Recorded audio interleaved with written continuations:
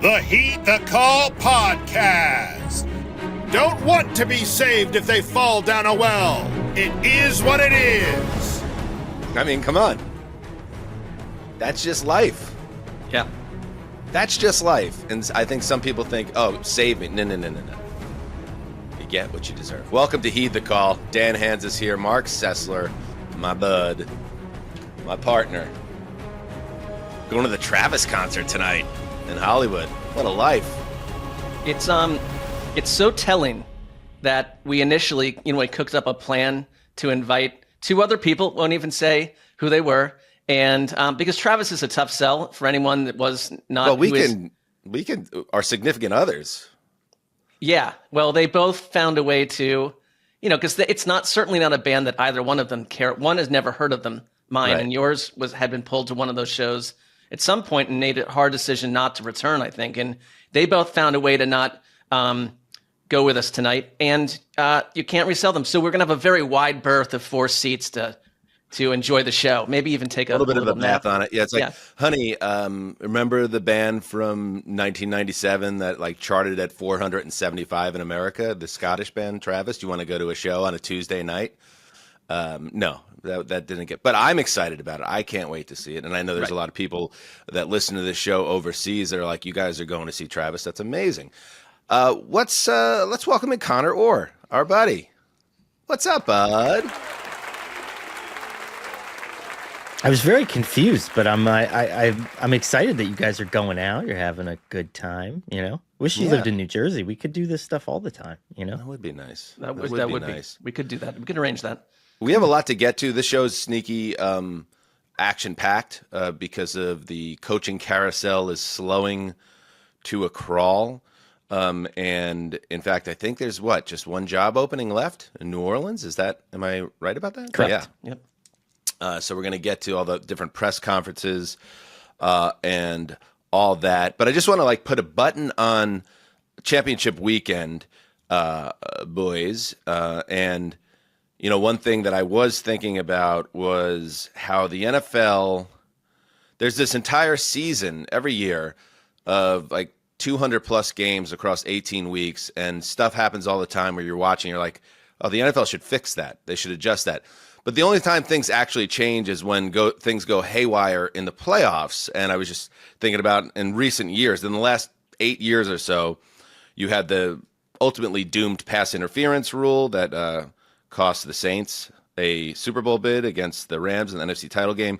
You had the 13 seconds game, Chiefs-Bills, that led to the changing of the overtime rules. You had last year's Super Bowl, in which every kickoff was a touchback, and finally that was the final impetus to change the kickoff rule to make it a play again.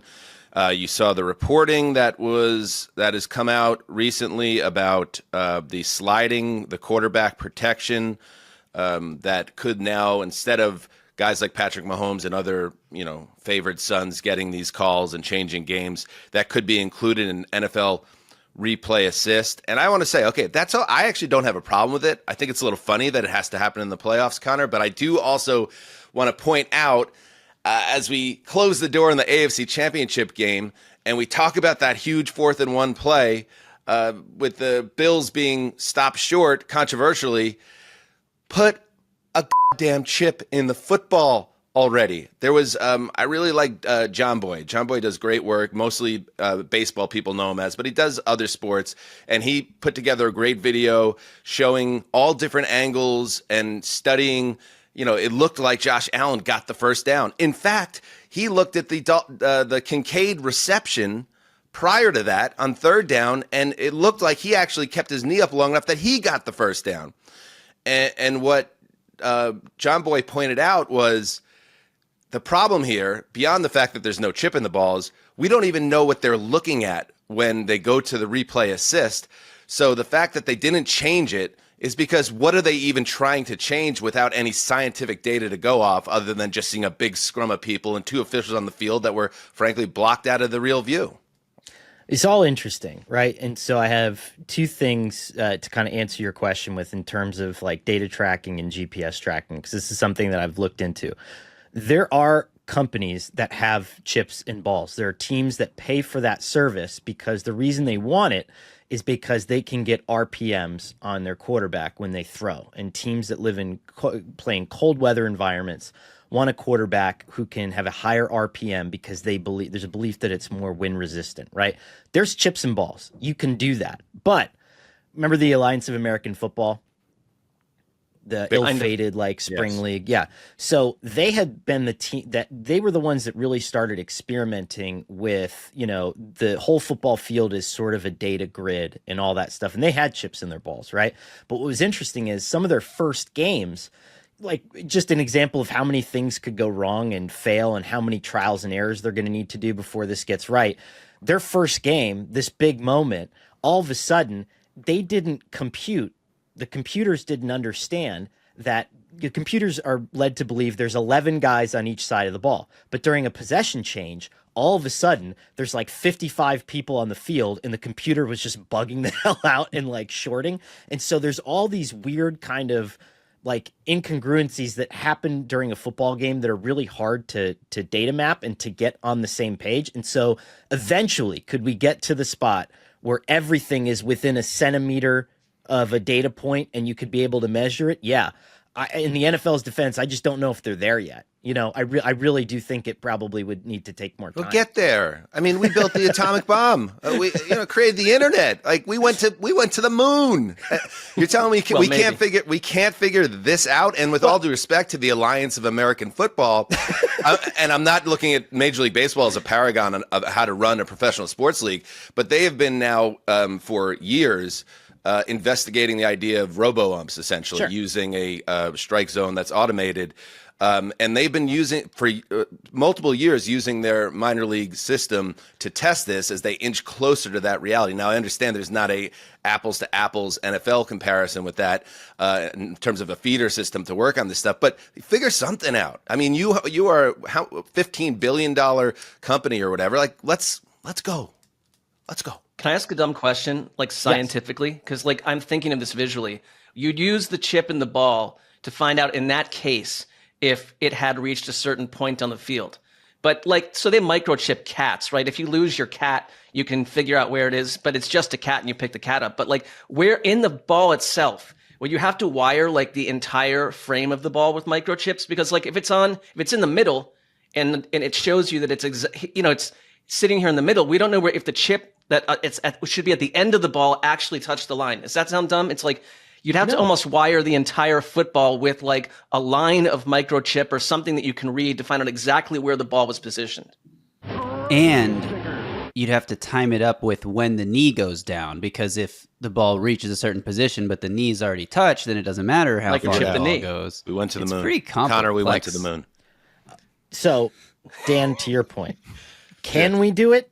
Yes, but like this is the same version of the conversation that, for example, the NFL is playing in Spain next year, right? And Real Madrid has the field that has the 9 different surfaces, and they can take one surface out and put it on top of the other, and so they can always have natural grass. We can do that here, but it's just like it's going to cost a lot of money that a lot of people don't want to spend. And so, how much does the NFL want to reinvest in the product and microchip their players like cats? Yeah. By the way, we don't need to microchip cats. Well, we all understand that you're against that type of animal. Yeah. I'm just saying that they do. I wasn't even saying pro or con. Yeah. I'm just saying, like, the cat's gone. No biggie. I got a lot of takes this morning. Yeah, you are on edge. I'm shot out of a cannon. All right. That's one of the many reasons I love having you on the show, Connor, because you've studied this, and I'm just coming from an emotional place of, damn, that changes lives. That changed Josh Allen's life fundamentally, what happened in that game. And Bills fans in Western New York who are still in mourning are still in bed from that game. And I'll go as far as saying, like, if you watch enough replays of that, it is quite apparent that Josh Allen got the first down. And it's just so frustrating that it's just a flawed system. Do you want to hear my like insane level take on like victim blaming take on this? Always. Okay. All right. I'm like a little bit scared to have it go live, but I'm gonna let this dove go. Okay. I did a story a couple years ago on how unofficiatable an NFL game is, just in general. Like after the Saints-Rams game, with the blatant pass interference, and the speed of the game, the legal picks, like everything is designed to like kind of screw over an official in some way, shape, or form and get away with something, right? And then you add in this sub-narrative of the Chiefs and them getting all the calls. And isn't there just a possibility of a human element here where all of these refs were just legitimately shitting their pants during this game? Because, and you could say that they're part of this big network of conspiracies involved with all the gambling companies and they're, all this stuff. Or they're just like us and they read the same shit we do. And they're like, holy shit, if I blow this call, if I say something about Mahomes, if I do this, then I'm totally effed for the rest of my career. And they're just as nervous as the players are. And it led to some legitimate mistakes. Like Mark said on the Sunday show, one guy marking here, one guy marking here, and everybody just has a little poop in their pants. And if the Chiefs always play at home in these big crucible games, and there is a human element, and everyone's always saying, why does it always seem like calls go the Chiefs' way? Can you start red stringing that is actually it's plausible that a lot of that referee says it's probably safer for me to go a little short of the line than to go past the line in case I'm wrong. And a microchip, if they could figure it out, would let those officials off the hook in that way as well, because science would be the data, not their judgment from 30 yards away with a bunch of 220-pound professional athletes blocking their vision. And when you have 240-pound tackles. When you have two refs and one said yes and one said no, it kind of is like the Kennedy assassination when like the Secret Service would come in and say to citizens, you didn't see that, you did not see that. Like who how did that conversation go down and who just automatically won it? John Boy made a good point in his video, and I implore everyone to check it out because he really did a nice job with it. He said, who decides which spot was – is it just the guy who gets there first? Because the guy that's spotted as the first down, if you watch it, a Kansas City player gets in his way, not on purpose, but it causes him to kind of have to loop around him, and then he even changes his path line a little bit as he goes toward the football. And the guy that marked him short was not impeded in any way and got to the ball first. So is that just – we could do better than that. Okay, two more. I promise this is the last conversation we're going to have about microchips, like at all. Like, the laser levels. You're working at home. You mean the entrapment film with Catherine Zeta-Jones where she got underneath the red lasers? That's basically the depth of my knowledge of this world. When you're hanging up a picture at home, there's a tool that you can use, and you can put it against the wall, and it gives you a straight line, right? If you're an official, wouldn't it just be as helpful to just be able to laser level a straight path towards the ball where you think it is? And the only other thing that I'll say about chips and balls, and then please don't let me talk about this anymore, a chip in the ball, having every ball chipped, right? And there's however many balls. You can look back at the New England Patriots Deflategate investigation. There's a ton of balls, right? Too many balls. Too many for you, Jim.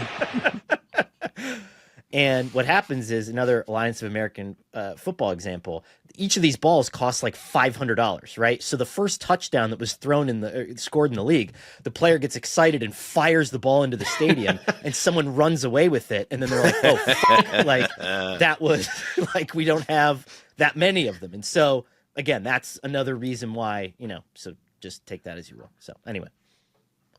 That could be our episode. We could wrap right there, and we'll see you on Thursday. We could, and yet we're just getting going.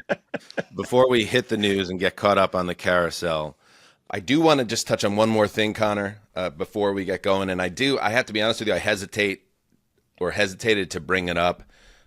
I do come from a journalism background, and occasionally I do some diving and digging, just like you. And I came across something that I thought was important to share with you. And I'll just, is this like the goddamn magician thing from a few weeks ago? Like, I love these gotcha things that I just walk into it like once every 10 episodes. This is the opposite of got you, honestly, because I know you are the proud owner, and I stress proud owner of a 2016 Chrysler Town and Country. Sure. minivan. It's something that you have a family that's growing, which we're all very excited about. And you want to have a sturdy family car. And this car I know means a lot to you. You got it recently, that when you made your multiple sojourns to Philadelphia during this postseason, you didn't even take the Town and Country for fear that it could be compromised in some way. So it brings me no joy. And I also want to say, no, this is serious. It brings me no joy to bring this up, but I also think it would make me a bad friend not to at least put this on your radar. Okay, I was on Reddit, and here it is. Used cars to avoid. 119 models to stay away from, and I scrolled down, and hot damn if it wasn't right there. Chrysler Town and Country, 2013 through 16, which is exactly your model. And so yes, your car perhaps, I don't know if this is news to you, but that is just some digging that I did. And are we dealing with a lemon? I don't know, but now you have the information. Can we please just not tell my very pregnant wife, who would probably just, that would just be spiral worthy. So let's just. For what reason should we avoid it? Like, is it just a crumbling, like, internally? Like, Please, I'll read the subhead and if you're watching on YouTube, you saw it, but it's in all black caps. Used cars to avoid, and then subhead, these 119 models. It's not 119 funny. Models. That's like, a lot of cars. It's thorough. The research was thorough. Have records of much worse than average reliability based on responses to our annual auto surveys. We suggest crossing them off your list, particularly those with multiple model years listed. And the TNC had 4 years listed. Okay. Keep an eye on I don't even that. know where we go from here conversationally, but I needed to get that to you. And I couldn't even wait until we were off the air. It had to happen now. I got to go get a new fucking car. Is what I got to do, Dan, you're a good friend because it's kind of like if you saw like a friend's girlfriend kissing another guy, like at the bar. Yeah, but you know what you do. Them, right? You got it, and that's what he just did for you, Connor. And I think it may be tough news, but in the end, it's Dan's nobility shining through. I think you did the right thing, Dan. And like your friend telling your friend that, and he loves her, and you could see his heart breaking too. I just saw Connor's heart explode because that car I know means a lot, but it is potentially. Not something you want in the garage. Yeah. So, yeah, I mean, I think the only solution now is to drive it to the Jersey Shore and just push it into the ocean. Just throw it in neutral and let it go. You bought it from a friend, right? Yeah, I might just maybe your friend knew this. Like, that's what would concern me if he was like, "We got to get rid of this thing," And there's there's deception, there's lies, and we're just in the middle of this web. Yeah. Do you know what's funny though, Mark? That you saying that, we know the different layers to Connor, that might actually trigger some investigating in earnest. I think so with too. This friend. Well, fair or not? I think there's been a few times where, like I've looked up criminal records, stuff like that, really quickly. That like people are like, okay, well, not that it's like a thing that you would be scared of, but it's like I probably just wouldn't with this guy in that way, like just in terms of like if I have anything in the closet, But I don't know. We'll see. All right. Might be fun. It might be like a fun thing during the early pregnancy just to investigate someone, like tail them. And, And do not tell Connor's pregnant wife, everybody. I implore you to shut the fuck up on this. Okay? Shut your mouth. Let's do some news. TNC. Tough, man. Potentially compromised. We have a big TNC outing planned for this weekend too. Oh boy! Well, because we're gonna go to the library and the kids can rent a DVD to play on the DVD players while we drive to my grandma's house. Yeah. Hope that could put a lot of stress on the battery. I know. Just the You're car's not driving just to the fall country apart. or anything, are you? I want to take it through any marshlands or anything like that. Just or over a bridge. I can't wait now. Like the absolute like shit level jinx that you've put on this car, and then we're just gonna be on like I-80 and it's gonna be 20 degrees outside, and we're gonna be like, fucking Dan, It's gonna be on your mind every time you're behind the wheel. Every time I start this car now, I'm gonna be so nervous. I would treat it like a golf cart going forward. I would keep it under 20. You could still use it, but I would just change in terms of the ambition of the vehicle, in terms of where it goes from. More Instead of A to towns, Z, less it's more country. like A to C, I would say. All right, let's do it. We have 2 NFC East teams in the NFC Championship game being played tomorrow. Our eyes on them. The Philadelphia Eagles and the Washington Commanders. Our enemies on all front. And they're holding a position that we haven't held in 30 fucking years. The longest drought by any NFC East team, any NFC team, period. 30 years. I did a little letter on Speak to Jerry Jones where I was delivering information in a bullshitting way, but I was not lying. A minute 19. You bring in Is he going to start reading the dictionary? That was Probably should have already quality controlled this one. inside as the Suddenly head his show. coach. You lose things there Okay. that you can't grab back. That I worry. All right. Thank you, Michael Irvin, who speaks for many Cowboys fans, being less than impressed with the general arc of the organization leading to their latest decision to replace Mike McCarthy with offensive coordinator Brian Schottenheimer, who becomes the 10th head coach in franchise history. The team announced this on Friday night, but as I said, a lot of different press conferences went down on Monday. So we are digging into that from the Dallas standpoint. And I'll just say, as we get into this, Mark, that there is a finite amount of time left with Jerry Jones as owner. There's a finite time with Jerry Jones on earth, just like all of us. But he's in his 80s. We don't know how many more press conferences like this we're going to get, so we're going to savor them. You know what I mean? Yeah, I do. And there may be a finite amount of time, but I actually sat down and tried to watch this. I did watch this, but it is over an hour long. Like, a lot of these are like 25 minutes and you move through. It's like, this was seated with outdoor beautiful seating and just like about 190 people there. And it went on for over an hour. So he may not have a lot of time left, but we know what he likes to do with his time. This was another Jerry Jones special. Yeah, we thought he was chewing the scenery in Landman. I mean, this is the next level. This is Jerry's show. So let's start right here with the criticism Jerry Jones has received for perhaps going too safe with this hire. Go ahead.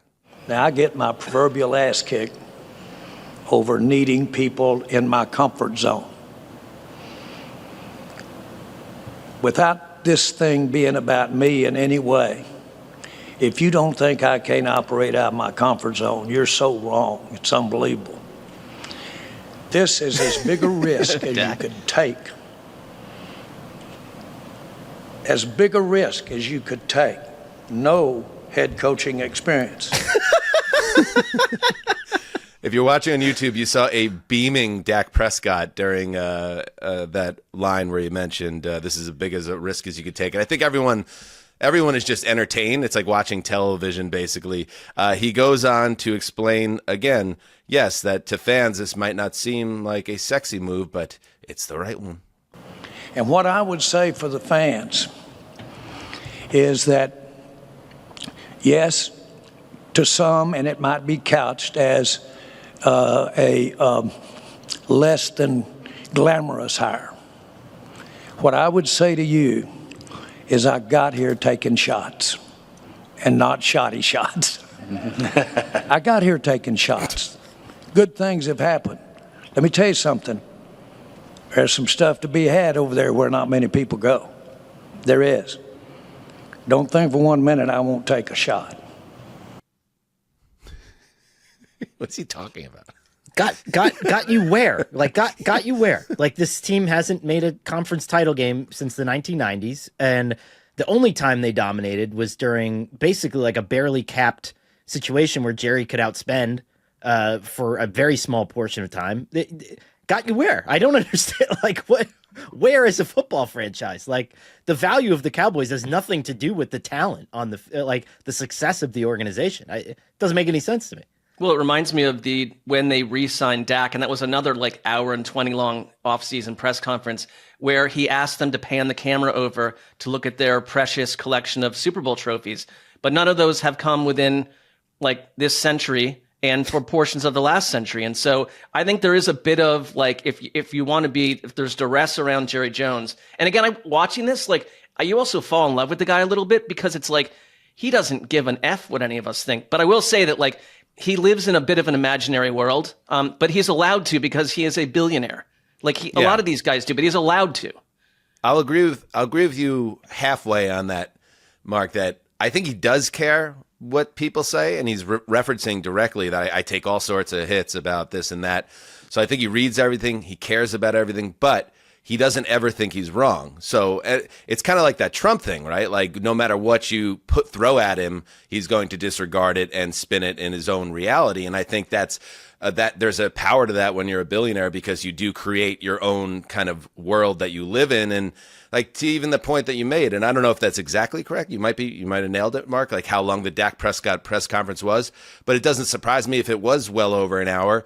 And then you're talking about a guy who's won absolutely nothing in the NFL as a quarterback, and yet he's being treated as Troy Aikman meets, Tom Brady meets Patrick Mahomes, and that's just the Cowboys universe. And I think, Connor, it's entertaining to us, right? I think if you're a smart fan and a Cowboys fan, it's probably maybe a little bit less so. There's maybe a frustration of this almost Narnia that Dallas exists within right now. The thing, though, about it is, and I've tried to make this clear to everybody when I've written about it and talked about it, and I think it's not hitting home for Jerry, is the problem isn't necessarily Brian Schottenheimer. It's how you arrived at this place. And I think that's what is unglamorous, right? And it was funny because Jerry Jones is saying, talk about a little like journo work here. Jerry Jones is saying that, the conversation with Deion Sanders wasn't an interview. Okay.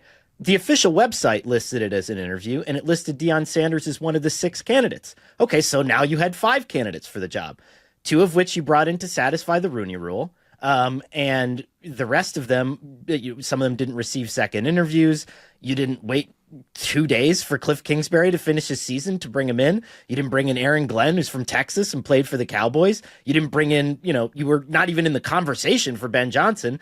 And it's just like, the second part to this is, if you had this inkling about Brian Schottenheimer, why wouldn't you have fired Mike McCarthy in the middle of last season and given him a short run as an interim? Why wouldn't you have fired Mike McCarthy before last season, knowing you weren't going to try that hard to bring him back in the first place? So we would at least be a year into this experiment.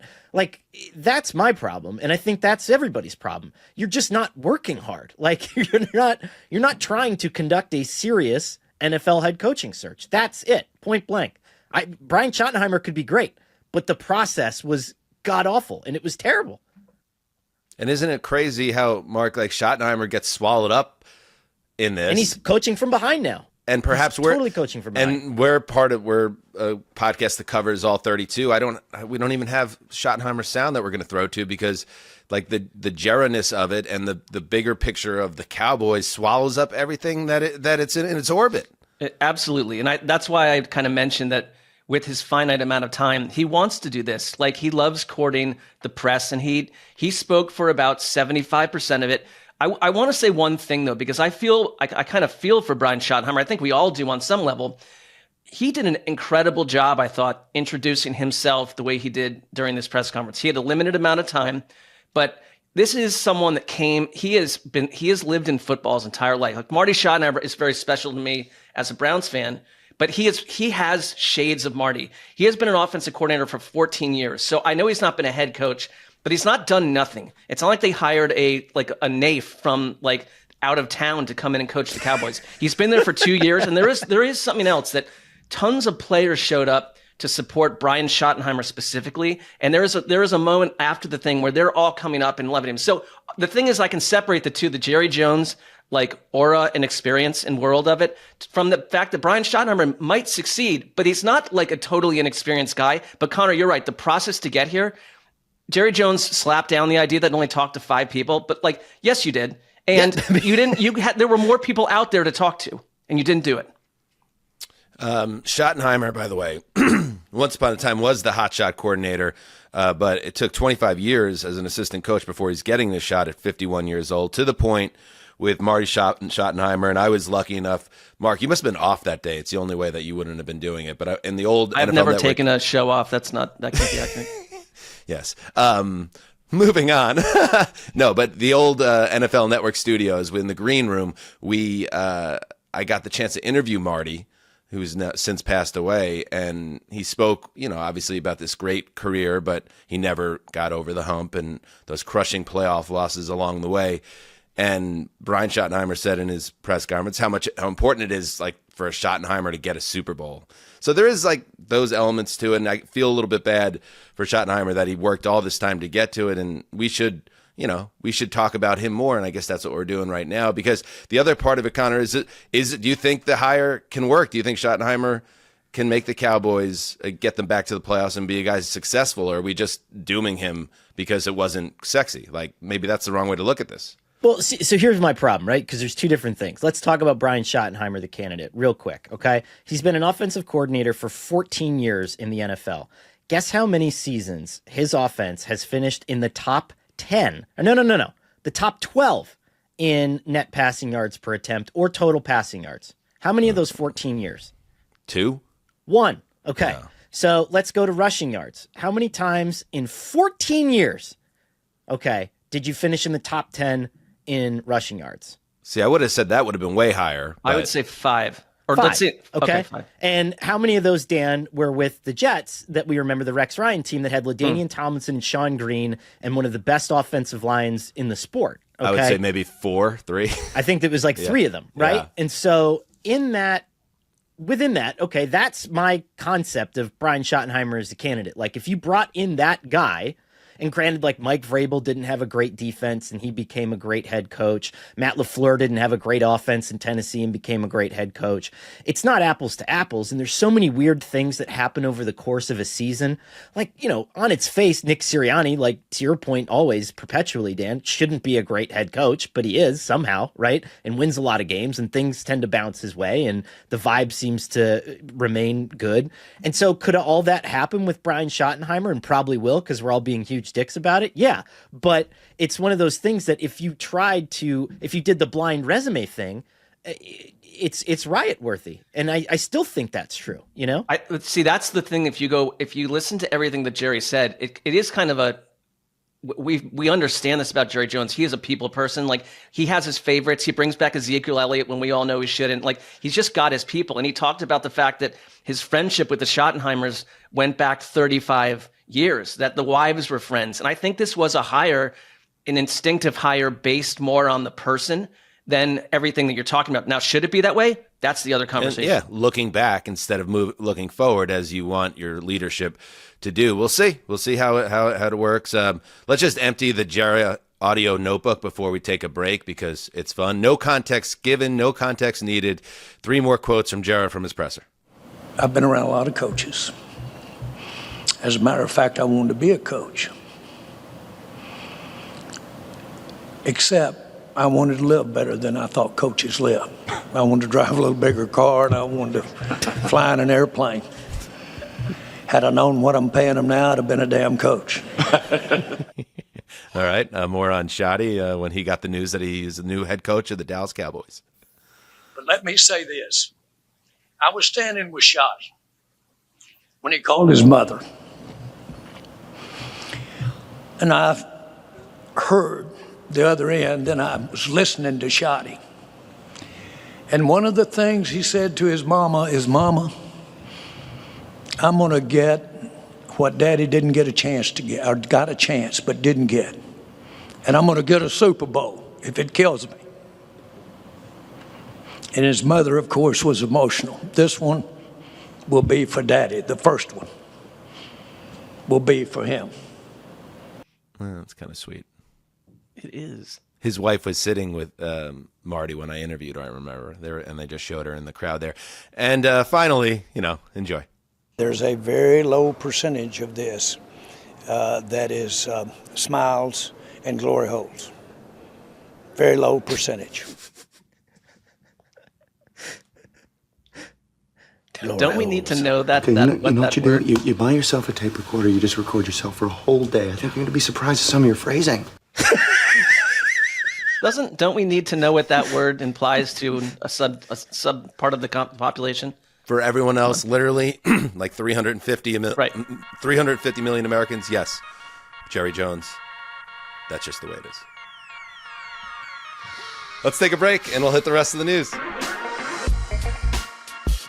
Calling all hedonists. I, Dan Hanzus and Marc Sessler are taking heed the call into the real world with a pair of live shows in New Orleans. Thursday, February 6th, one at 5 p.m. and another one at 7 p.m.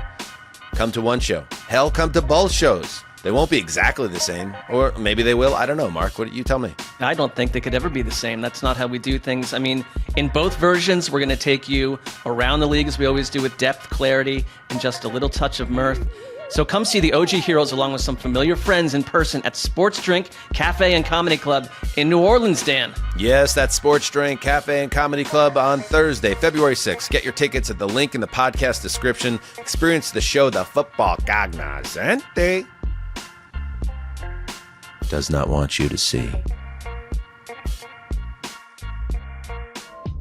The best app for your big game party is on your phone. That's right. You and all your friends could be feasting on Underdog. Ride together on stats like passing yards, first touchdowns, interceptions, and so much more. If you or your friends haven't joined Underdog yet, start playing today. Sign up with the code HTC, and new users can receive up to $1,000 in bonus cash, or refer a friend and get $50 in bonus cash for yourself, for our U.S. audience only.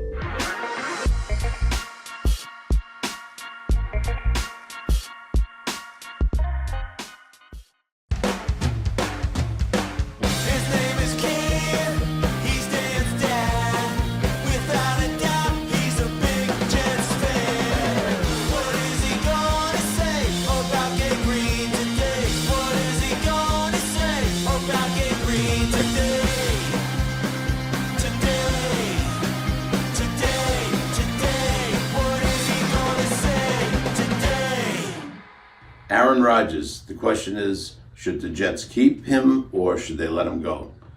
My feeling is that they should keep Aaron Rodgers based on the fact that they don't have a quarterback right now that can come in. His statistics from last year were pretty good, 28 touchdown passes, almost 3,900 yards. The Jets' most yards they ever threw was 4,007 by the Jets in 67. So that goes back a long ways.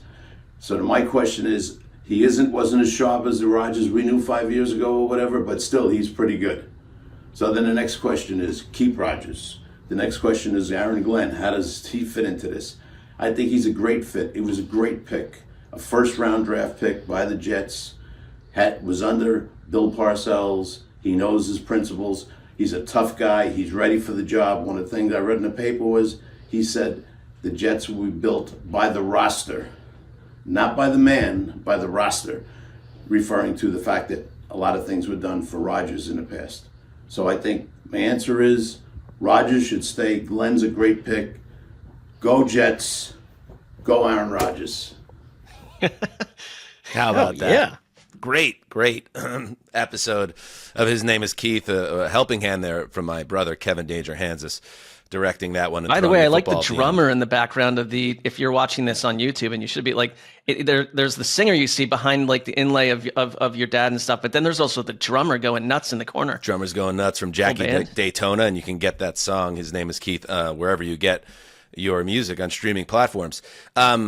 I continue to struggle, and thank you, Dad. I continue to struggle with the Aaron Rodgers situation, but I do like the framing as Aaron Glenn was introduced as the new head coach of the Jets. In fact, I liked everything about the Aaron Glenn press conference because it does seem, at least right now, that the Jets are kind of coming back to the port after being lost at sea for the past 6 months or maybe 2 years, depending how you look at it.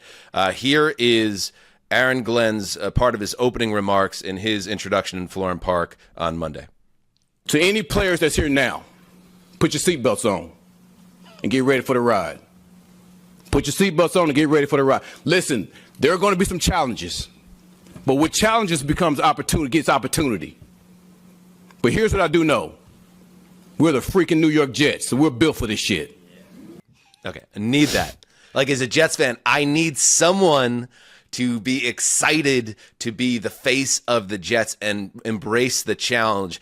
And I love that Glenn, as a someone born in a certain era that remembers my first truly great Jet team, still the best Jet team in my lifetime, the 1998 Jets, where Aaron Glenn was a star cornerback and former first-round pick on that team. He remembers that team having a 10-0 lead in the AFC title game against the mighty Broncos. And again, this is catnip for Jets fans that just want to feel again and feel like they have somebody they could be proud of. Here is Glenn talking about that game in particular.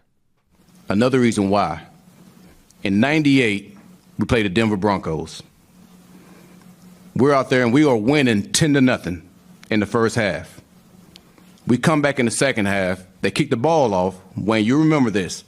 It was windy. Wayne Corbett. The ball stops midair, and they recover it. And they scored 2 touchdowns. I'll be damned if I'm not going to come back here and get that back. And that's one of the reasons why. Mark, I just like that Glenn, in addition to being it's his time, he's earned the job.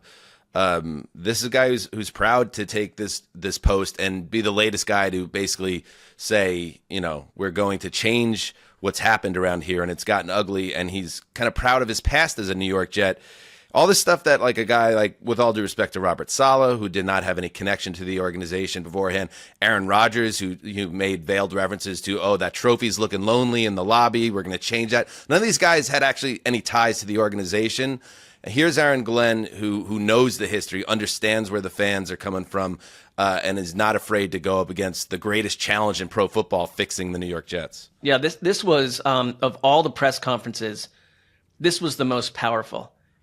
He, I think, was made for this. And you are right. Like, the New York Jets need someone who is coming in here with an understanding of what Jets fans have been through, what this organization has been through, and understands when they weren't in this position and wants to bring them back. And I think that he is, listening to him talk, it made me think to myself, get off your couch and start kicking someone's ass. What have you been doing? Because he has something. He is, I think, a player's coach, a people person. This coaching cycle has been a lot about culture changing, and he's he drums right into that. And we'll have to see with the Jets. Like, part of it is, don't talk until September and show it to me then. But I will say about Aaron Glenn, like, this is a beautiful fit, and I feel bad for Jets fans always getting back in the cycle of, like, over exuberance and over optimism, but this is the right person for this team right now. We'll see what happens. I'm interested specifically. Well, I think one of the reasons that he was able to knock it out of the park is, and Dan, I'm curious your take on this specifically, but I think that there were things that Aaron Glenn could say, and I think that there's a tone that Aaron Glenn could have that his predecessor almost wasn't allowed to have, right? And, he can be a little bit cavalier with Aaron Rodgers because it doesn't really matter, right? If Aaron Rodgers decides not to play for him, who gives a shit? Like, I just got the job. I have time.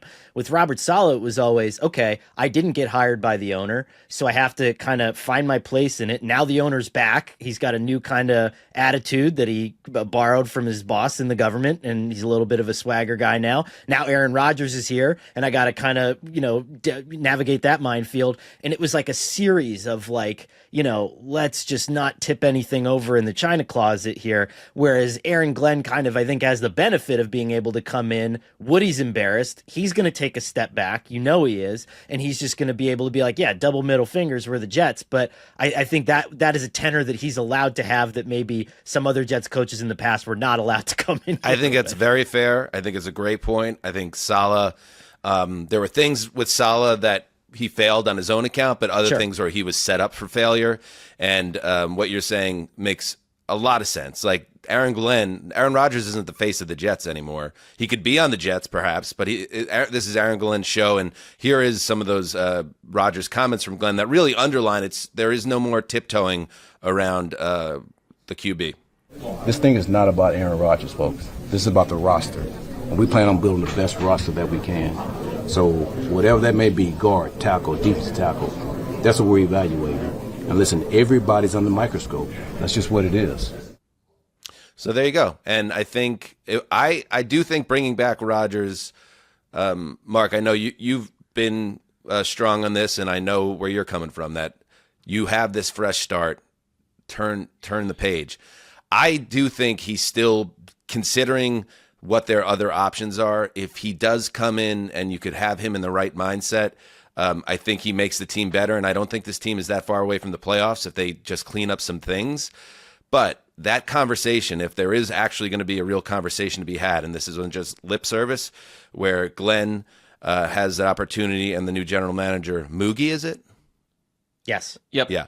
I think that conversation should be very important to them getting a vibe on where Rodgers is at. If he comes in and he's aloof and he rubs them the wrong way, you walk away in 2 minutes. You see if he's going to be a good soldier, and if not, they can be better without him. But my opinion is changed because they didn't hire like a hot OC that had never coached before, who's going to feel like, stuck with Aaron Rodgers. Like the way the way that Aaron Glenn is speaking about Aaron Rodgers in that last clip, it's like he's in charge, and that's fine with me. Because I think your dad is right. Like this guy can play, and if you move on from him, where do you get a quarterback? And so you don't saddle Aaron Glenn and the Jets with no quarterback, but Aaron Glenn is in charge. That's what I like to see, and that's why to Conor's point. That's why this might really work.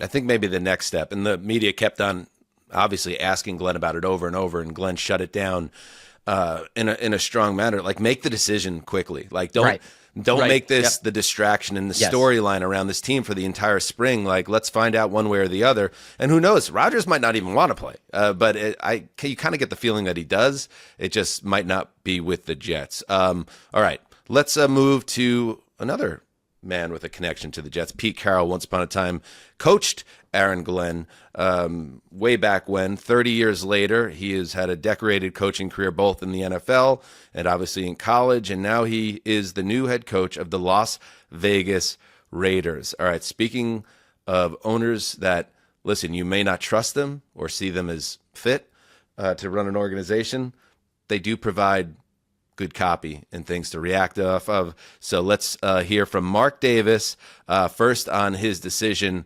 to work with Tom Brady and land this veteran coach in this time. And whatever happened with that other guy? But bringing in Tom Brady was bringing in somebody that was on the football side that I had been lacking having here at the organization. Back in I guess it was 18 with John Gruden. He was somebody that I brought in and really expected to be that person on the football side that would bring stability to the organization. He had a 10-year contract and all that, and his head was chopped off. And we were put in a really bad position as an organization. His head was chopped off. John Gruden's head was chopped off. He leaves work, he's on his way home. Wham! His kappa is detated from his head. Isn't it funny how the Raiders, they always play the victim? Like, this goes back to Al. He was always warring with the NFL and believing that the Raiders were getting screwed. And I don't know, man. You could look into what happened with John Gruden. All those emails where he said a bunch of nasty stuff were part of a probe that didn't directly involve him. So the matter in which it was exposed, perhaps you would be frustrated with the Raiders, but it's not like John Gruden didn't kind of get what was coming to him in terms of just being dumb.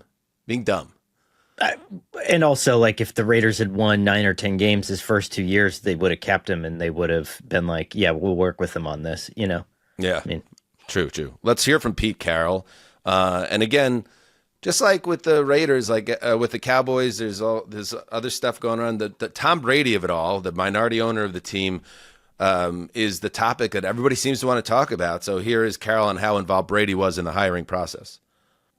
He's been integrally involved, wherever I know that the process could allow him to be in. We haven't seen him, he's not been here. He's got a big job. But he has been a really exciting part of it. Exciting to me because he's one of the great competitors that have ever lived. And so for me, that's a chance to understand more deeply what that's all about and where that comes from. And so, this is his opportunity to put his stamp on a franchise. And so we're excited to represent that bringing him into it. Mark has done an incredible job to figure out how to formulate this plan so that we could all fit together. He's been involved, and he's going to continue to be involved, and we're going to lean on him like crazy. Isn't it crazy, Mark, how like they're going to lean on him like crazy. He's integral to the process. But again, he's so bigger than life, and he's so busy because he's got another full-time job or whatever, that he's not even at the press conference. And you get why he's not at the press conference, because that would be the story if he's at the press conference. It's just a pretty complicated situation. And just they see everyone talking about this minority owner when all the focus should really be on Pete Carroll. But that's now the orbit of the Raiders. Yeah, and they hired a new general manager in John Spytek. But you have to feel like Tom Brady is kind of the quiet phantom general manager above everything, because we talked about on the last show that he really is the reason this hire happened. I don't think you necessarily go to the Raiders with the way things were, and this is why it happened. And Pete Carroll, to me, it's interesting because you've got his age, and we all get it. He's not his age. He's not 73. He looks more like a 51-year-old to me. But Pete Carroll is there for a rebuild on some level.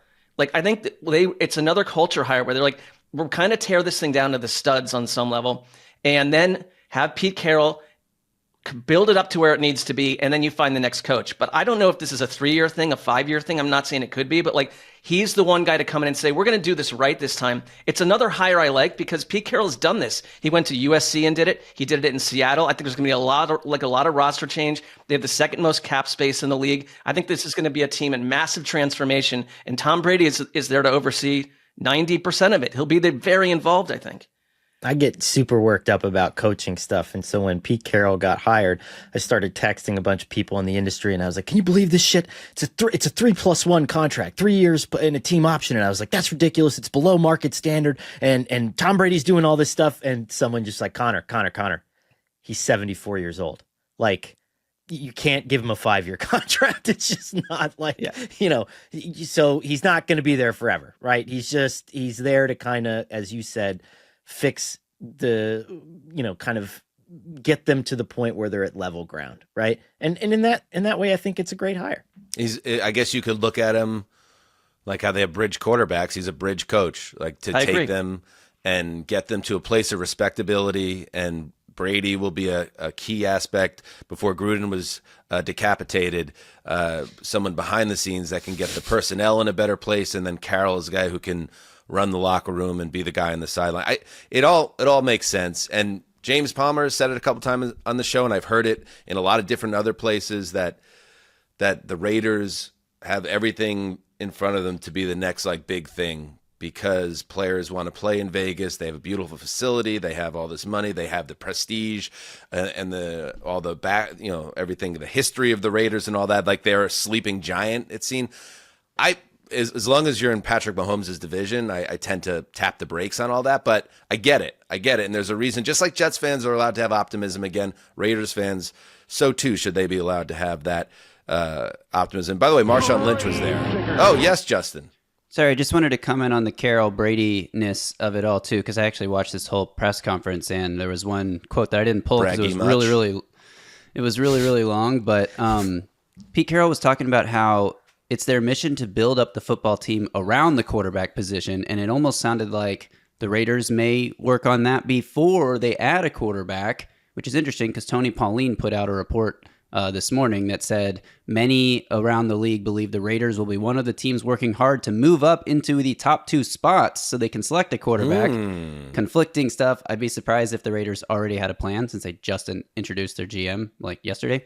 Connor, you're shaking your head, by the way. You're not buying that? Top 2 quarterback in this draft? I doubt it. Yeah. I don't know. Tony's great. I'm not shooting that down. I would just be surprised. That's all. Tony does great work. He does. Oh, hang on. Now I have to find this really quick. Here it is. We got to buy, Mark, we got to put it on our list of things to do. Buy Justin a new sound drops board that just makes his life easier. I think one with 40 drops instead of 8 would be nice. That would be, that seems like a good move for us too. Well, you could take it out of your personal account, Mark. Thanks.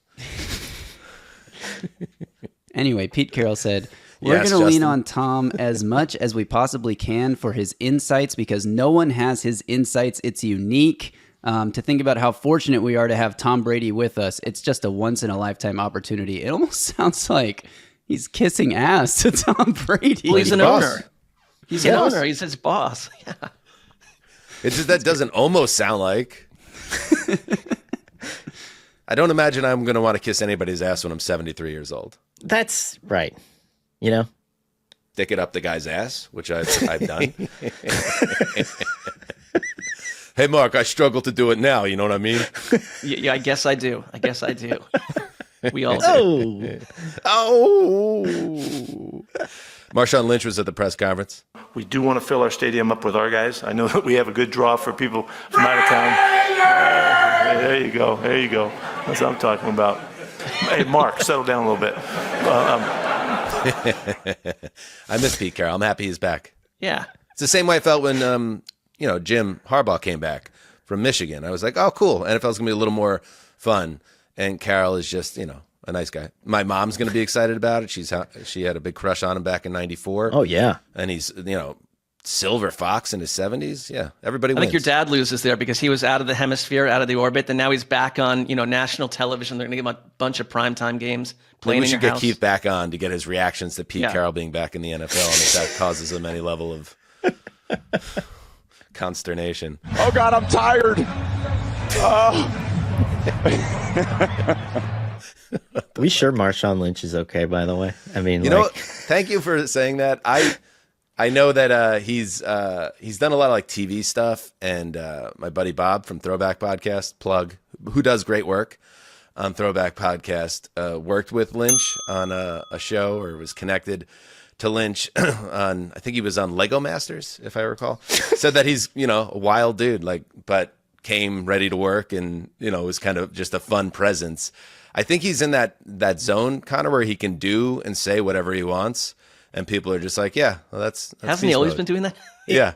It's weird though, right? Because there was this group of NFL legends that got frozen in time and will forever be part of the zeitgeist, like Terry Bradshaw and Howie Long and all these guys. But now that the cycle keeps moving faster and faster, and we're just next year, the Kelseys are done. We're just not going to give a shit, and we're going to move through these people faster and faster. There's just going to be a time where everyone's like, who the f is that guy? He's just there's just a generation of kids who's not going to remember a really great running back for a decade when they weren't alive, It's fair. He's one of the special ones. True. He's one of those truly memorable players, right, Mark? You remember being in the newsroom at the in Culver City when the Beastquake happened? I was just going to say, I don't know if people I think we've moved into the cycle of life where people don't remember we were ever in that newsroom. Right. So I can relate to what Conor says and what to what the pro athlete feels. I feel the same thing. I do like that. You brought it back to your own experiences, which is what the great communicators do, the great orators. Possibly.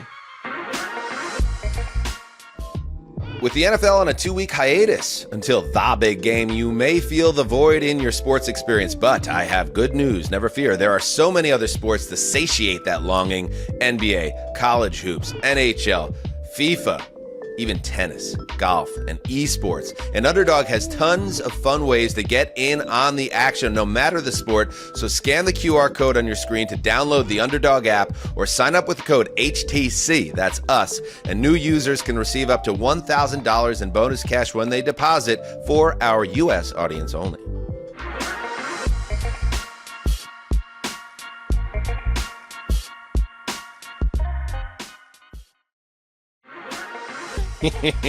Let's wrap this up. Let's check in with Liam Coen. We got into detail in our Dirty 30 podcast about his decision to say bye-bye to the Bucs and take the back door to Jacksonville. And he said this. He got in on the Duval thing. Duval. I purposely didn't. Funny. I knew you were going to play this, and I saw it, and I was like, let me hear it for the first time. When you do, can you play that again, Justin? Did he win the press conference or lose the press conference? Duval. Mark, decide. Did he win or lose? I'm going to say he won. Okay, good. I went and watched it because I was like, what was this packed into? And it's not as clownish. I mean, you don't want to do things like this in general. If you can't look in the mirror and see how you look when you do that and then decide. But it's not a good look for him there. But it was packed into a larger statement in the whole press conference. And I didn't want to go down this road because I know it's funny, but everyone's having their fun with it. But he's actually did a pretty great job. Like, I can see why they hired him. Like, he is a passionate, like, teacher, and like, he is a little bit over exuberant and kind of a bit of a, I want to say doofus, but he's kind of like one of your bro friends or something. But I kind of feel like the way he spoke about the players and stuff, like, I'll take it. I'll take his silliness and that little moment with everything else I think he can do. Like, to me, I think this is an interesting, compared to like the Pete Carrolls and the rest, like, good hire, like he's good job. He's like a big old ginger. He looked like on my high school basketball team that was like 99%, undersized Irish kids. Like, this is what I think of when I see Liam Coen now. But we'll just do like, what's a better kind of like welcome to the market moment? We'll do it again. Let's see, Coen. Duval. And now Aaron and Glenn. We're the freaking New York Jets, so we're built for this shit. Hell yeah. I mean, that's fair. Hell yeah. I do wish he dropped the F-bomb, Glenn, by the way. Freaking doesn't have the same pop, but I understand society might frown upon it. Just so, because I have to pump the brakes on the press. Just remember, Nick Sirianni had one of the worst press conferences of all time. Lost the press conference. Dan Campbell had one of the, like, at the time, we were like, who is this guy? Like, seriously. And so the press conference is like oddly a poor, because remember, like, Rex Rhyme with the, is this thing on? It's about to be on. Like, there's, there's different levels to this, but, Yes. so it's but a also like clear. for every kind of being misled by the press conference one way or the other, there's like Adam Gase's press conference when you knew right awaway. Right. Sometimes it can predict. Because I would say, to answer your question one more time, Dan, like, he lost it. If you watched it, he won it. But if most people, the vast majority of Earth will never watch that press conference, and all they see is that clip, and so you lost it. Yeah, and I just to be clear, I'm not burying Liam Coen. I just thought it was kind of a funny look, and he looked like a kid named Kieran that played power forward on the Pearl River Pirates in 1997. That's all I'm saying. Here he is, Liam Coen, talking about watching Trevor Lawrence play as a freshman in high school and how they will build everything around him. They better. Last chance. I was telling Trevor this the other day that I've watched him play, live as a freshman in high school. It was Buford High School against Carrollwood? Cartersville? Excuse me. Sorry, I was in the South Georgia. I was in Georgia, man. That's all I knew. And I was seeing this freshman in high school play the position at a high level, standing tall, making throws, delivering. And I walked out of there like, man, this is different. I had no idea who he was. And then you fast forward to now, right? How do we make Trevor Lawrence and this offense as dynamic and explosive as we can be, right? We've got to build it around him as well, right? We've got to make every part of this about improvement, and he will be a part of that process. I'm not going to ding him for being a jovial ginger. I won't do it. You want to ding him for being a jovial ginger, smiling too much, having red hair? You want to ding him for that? Go ahead. I'm not going to do it. I'm going to remember that he was the OC that turned Baker Mayfield into a 40-touchdown, 4,500-yard guy. But let's see what happens. Good luck to the Jacksonville Jaguars. Bingo. Who's the most successful jovial head coach of all time? Andy Reid. Oh, sure. Okay. Does he count? How red was his hair? How red is his hair? Fiery. Everywhere. He's a bona fide ginger. That's not how I think of him. I have to go do it. Oh man. I mean, look at this there guy. It is. Oh, yeah. Man. Yeah. Golly. Full-body ginger. Unbelievable. Yes, please. Hubba. That's a man. That's a man that could split wood with one swing of an axe. And I know Mark's thought about it a lot. 8 o'clock delight. Please. The 49ers bring back an old friend. Robert Saleh is their DC, and that makes a lot of sense. Robert Saleh, you're going to see him hooting and hollering and pumping his fist and celebrating and probably getting the San Francisco defense back to where it needs to be. The Cowboys, yes, we know about Schotty as the new head coach. Matt Eberflus, he takes over as the DC there. The Bears hire Dennis Allen as their DC. Broncos tight end coach Declan Doyle, speaking of Irishmen, he is the offensive coordinator there in Chicago. The Seahawks act quickly. They scoop up Clint Kubiak as their OC. I was kind of hoping the Jets were going to make a move there, but good job by Seattle. Patriots hire Thomas Brown, former interim coach of the Bears and a former OC, as tight end coach / pass game coordinator, and Doug Marrone as offensive line coach. Anything on any of those before I spin forward, Connor? Marone's a great hire, and Declan Doyle, I think, was at one point, odd factoid, the youngest full-time position coach in the NFL. He's been like a fast riser, Sean Payton guy. A lot of eyes on him. He's 28 years old right now. Right now. Yeah, he's ahead of it. Right now, he's 28. Lions promote linebackers coach Kelvin Shepard to DC. Hire Broncos pass game coordinator John Morton as OC. Man, all these are guys we're going to be talking about all year, and all these hires happen all at the same time.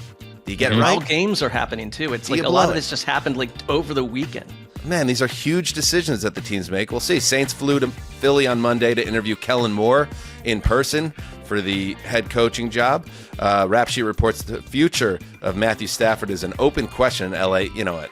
Wake me up when September ends on that one. He'll be back. And Steelers owner Art Rooney, Russell Wilson, or Justin Fields. Not Russell Wilson and Justin Fields. That's the general crux of his comments he made on Monday.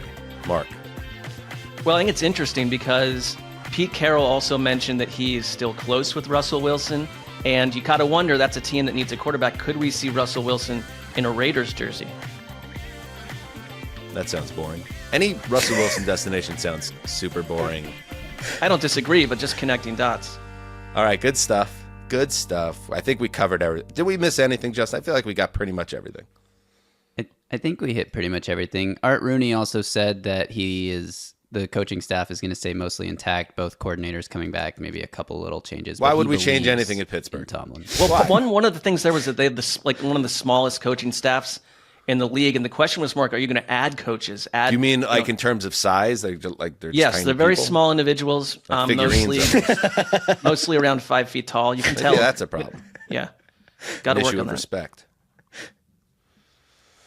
All right, good stuff. We will be back on Thursday with Michael Sean Dugar and Jordan Rodrigue. It is our annual Don't Say Super Bowl show. Can't say it, and we'll be penalized if we do. So just you might have not dodged the dangers of a 2016 Chrysler Town and Country, Connor, but you do dodge a very dangerous show in the Don't Say Super Bowl, because that's tough to do in late January. Yeah, I mean, at this point, knowing what I know about my vehicle, just if I make another podcast, I'll be happy at this point. If not, it's great. It's great being around. Yeah. It's great to have you, Connor, and hope to have you for many, many, many more episodes. All right, that's it. Oh, one last reminder, of course, we have the live show in New Orleans.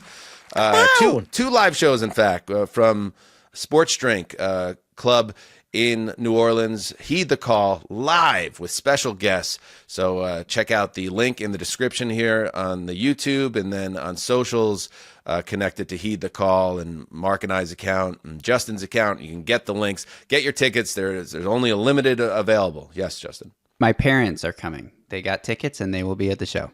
Whoa! Now I'm extra nervous, Mark. Party J's coming? Party J. Driving from Dallas to New Orleans just for that. They're not going to any Super Bowl week, none of that. They just are coming for the live show. What is that? How long is that drive? Like 3 hours? Good for them. I've had people reach out and say that this venue is A+, that it's like a great hangout. So that's, we hadn't 7 been there hours. before. 7 hour drive. They're probably flying. Give them their credit. Justin, we've moved on to promoting the show. But thank you for the update on the distance of the drive. It's a wonderful venue, huh, Mark? All right, good. So come to this great venue, have a few drinks, have some laughs, and spend some time with us, the heroes of Heed the Call. That sounds good. And Party J will be there. And I'm sure he'll take selfies if you ask him for one. Or he'll punch you. I don't know his temperament, but he seems like a guy that would be open to a selfie. Yes or no? Yes. I don't think he'll punch anyone. I mean, if you're Party J, you're probably cheesing up for a selfie. That makes sense. Connor, thanks, bud. See you in New Orleans. How about that? Yeah, baby. It's coming. All right. Till next time, Heed the Call.